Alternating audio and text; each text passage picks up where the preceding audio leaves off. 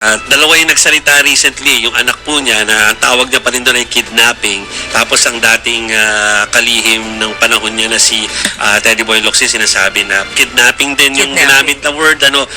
Pero alam natin, na-cover naman namin kung paano nangyari lahat yung events leading up to yung papunta sa Hague ng dating Pangulo. Ano reaksyon niyo na kidnapping pa din ang sinasabi nilang term doon sa nangyari? Well, for one, mga kuha nila yan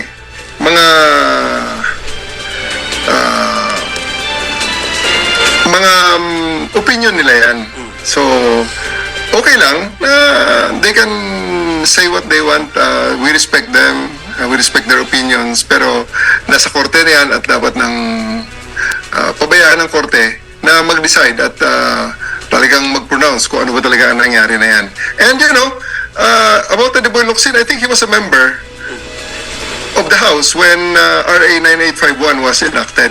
And no member of the House voted against RA 9851 or abstained from voting on that. So, RA 9851 authorized the government to surrender to appropriate international tribunal any Filipino charged with crimes against humanity. So, I don't think that Teddy Boy Locsin can now complain if RA 9851 was used by the government to surrender Duterte to the ICC.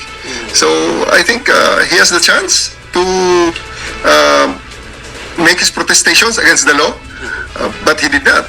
He is a member of the House of Representatives during the time, and I believe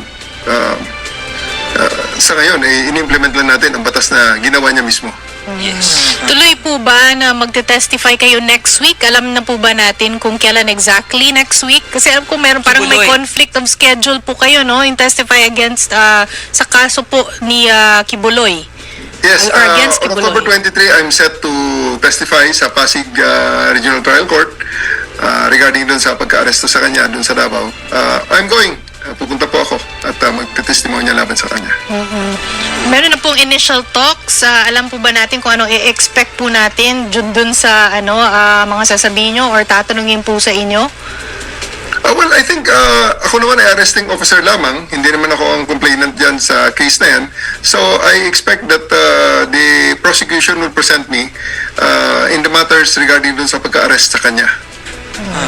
Sir, hirit na lang ako ng isa ha. Balikan ko lang yung usapin tungkol kay former President Duterte. I understand, sabi nyo nga po, opinion nila yan kung sinasabi man nila na kidnapping. Pero recently, naglabas po ng statement si Congressman Pulong Duterte na parang ang sinasabi niya, something like hindi niya palalagpasin yung mga kidnappers ng kanyang tatay. What do you want to tell the congressman, sir? Well, naintindihan natin ang sa loobin ni Congressman Pulong Duterte kasi syempre tatay niya yung apektado regarding this matter.